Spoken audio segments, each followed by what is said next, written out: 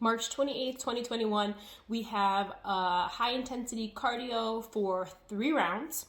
It's not going to take you very long and everything's only 30 seconds, so that just means that you're going to push really hard for those intervals and then be done. Okay, so after your general warm-up, we're going to activate with some single leg play. So I suggest bouncing to start, and then you're going to end up moving that leg around anywhere you want to.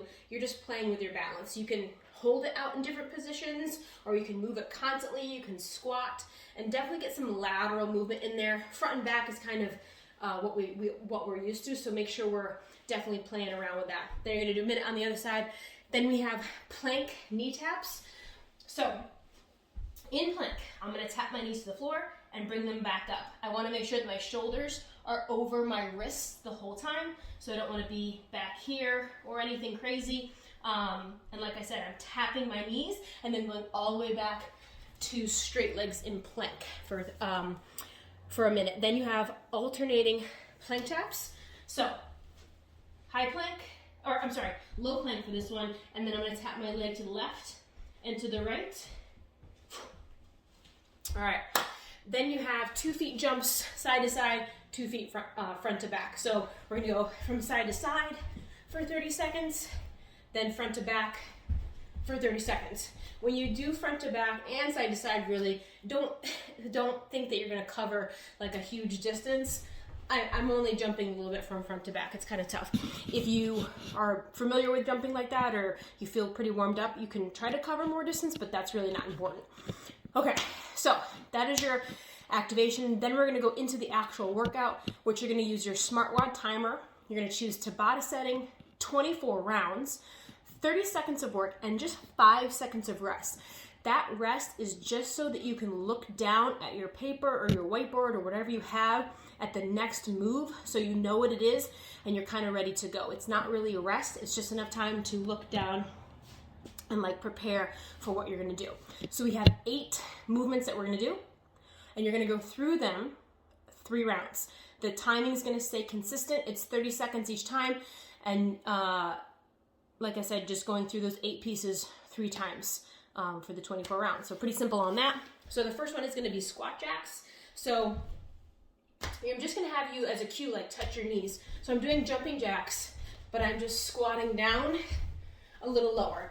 I'm not going to depth. I'm nowhere near 90 degrees. It's just a cardio piece. So just make sure that that feels comfortable. Sticking my hips back and leaning forward and just touching my knees as a little indicator. You got 30 seconds, you have 3 rounds. I expect that you get slightly faster, just a little bit, by the second and the last round. So the first round is sort of like consistent. Okay, I'm getting used to this. My heart rate's definitely getting up. And then second and definitely the last round, you know that move, and now you're just going to increase that pace by a little bit. Doesn't mean you're going twice as fast, you're just going slightly faster. Okay, those are your squat jacks. And then you have 1 foot bar hop overs. So a lot of times you do like a burpee hop over a bar, and we do that 2 feet takeoff, 2 feet landing. We're going to do the 1 foot hop over and just pretending like you're hopping over a bar. So sometimes these are called like log jumps. I don't have anything I'm jumping over, so it's up to you to get your heart up. So the first round might be just consistent, and then that last round, maybe you're going for speed and a little bit of height too, really getting those knees up there. With this whole month, I've been doing cardio pieces, and I've been saying to you, it's not the reps we're counting our heart rate.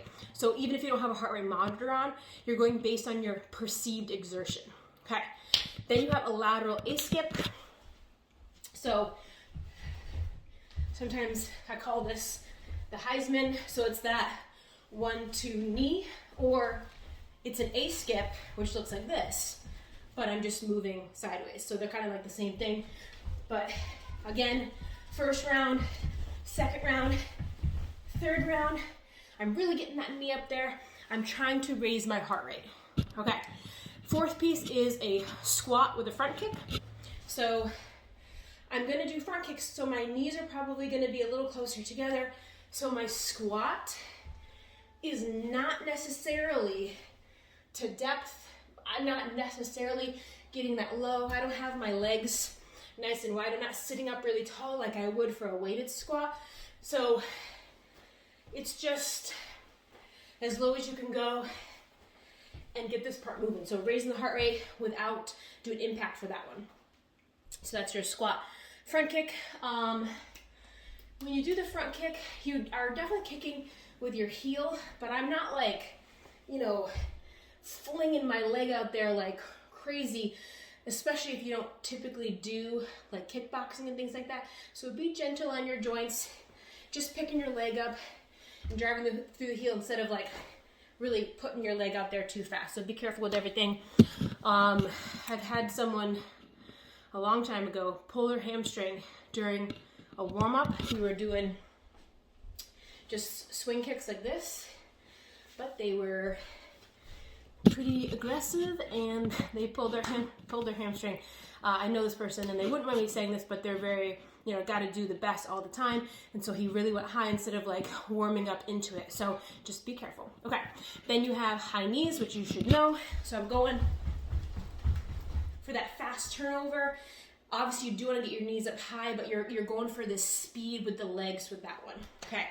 Then you have air ski erg. So if I was on the ski erg pulling the skis down, it looks like this. I'm just gonna add that jump in there. So sometimes on the ski erg I jump, and with this one I just want you to jump as high as you can. So up, hands go back.